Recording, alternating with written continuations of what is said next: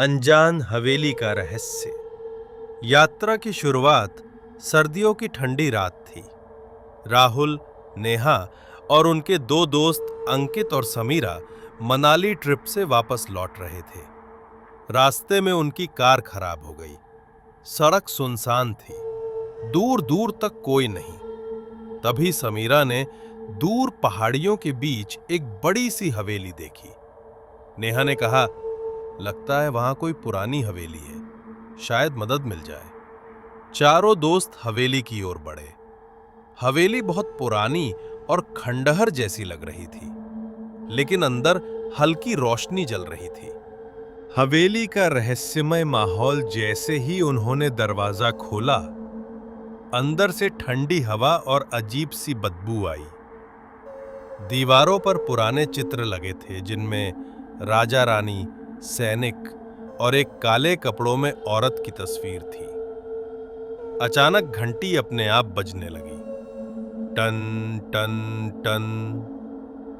अंकित ने कहा, यह सब अजीब है, चलो वापस चलते हैं। लेकिन तभी ऊपर से किसी औरत के गाने की आवाज आने लगी, धीमी, डरी हुई, जैसे कोई दर्द में गा रहा हो। वे डरते डरते सीढ़ियां चढ़े।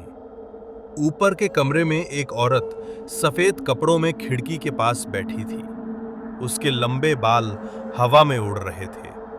राहुल ने हिम्मत कर पूछा, मैडम, हमारी कार खराब हो गई है, क्या हमें मदद मिल सकती है? औरत धीरे धीरे उनकी तरफ मुड़ी। उसका चेहरा अध जला हुआ था, आंखें लाल और होठों पर अजीब सी मुस्कान। वो बोली, तुम्हें यहां नहीं आना चाहिए था। फिर अचानक वो गायब हो गई। हवेली का इतिहास नीचे भागते हुए दोस्तों ने हवेली के पुराने चौकीदार से मुलाकात की। वो बोला, ये हवेली कभी ठाकुर रणवीर सिंह की थी। उसकी पत्नी रागिनी का चेहरा आग में जल गया था। ठाकुर ने उसे कमरे में कैद कर दिया। वो हर रात इसी खिड़की पर बैठकर गाना गाती थी और फिर उसकी मौत हो गई। कहा जाता है उसकी आत्मा अब भी हवेली में भटकती है। नेहा ने पूछा, लेकिन हम जब अंदर आए तो लाइट जली हुई थी और वो औरत सच में थी। चौकीदार ने कांपते हुए कहा, हाँ, वो आत्मा है। अब दोस्तों ने हवेली छोड़ने की कोशिश की, लेकिन दरवाजा अपने आप बंद हो गया। बाहर तूफान आ गया। मोमबत्तियां अपने आप बुझ गईं। समीरा चिल्लाई, ये हमें जाने नहीं देगी। तभी राहुल ने देखा कि दीवारों पर लगी पेंटिंग्स हिल रही हैं। उनमें बनी आंखें उनकी तरफ देख रही थीं। रात गहराती जा रही थी। अचानक रागिनी की आत्मा सामने आई। वो चिल्लाई, तुम सबको वही दर्द महसूस करना होगा जो मैंने किया था। उसने नेहा को पकड़ लिया और उसके चेहरे पर जलते निशान बनने लगे। अंकित और समीरा डर के मारे एक कमरे में भागे, लेकिन कमरा अचानक ताले से बंद हो गया। अंदर दीवारों से खून टपकने लगा। समीरा बेहोश हो गई। राहुल ने हिम्मत करके हवेली की लाइब्रेरी खंगाली।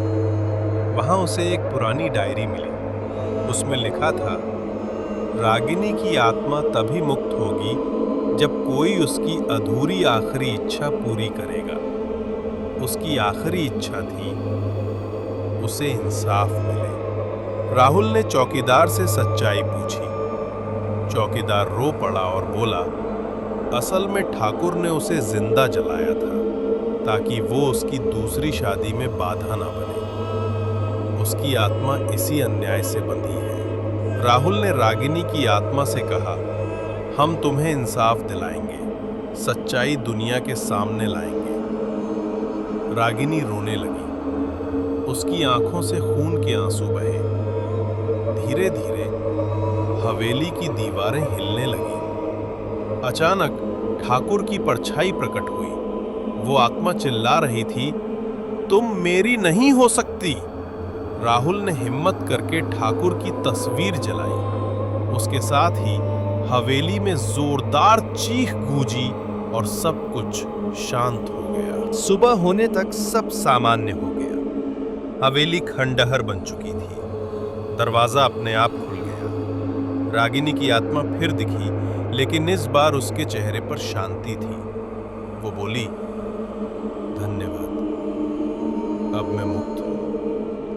और धुंध की तरह गायब हो गई। दोस्तों ने वहां से बाहर कदम रखा और कस्में खाईं कि अब कभी ऐसी जगह नहीं जाएंगे। कुछ साल बाद नेहा अपने घर में आईने के सामने खड़ी थी। अचानक उसे अपने चेहरे पर जलने के निशान दिखाई दिए और पीछे वही रागिनी की परछाई मुस्कुरा रही थी।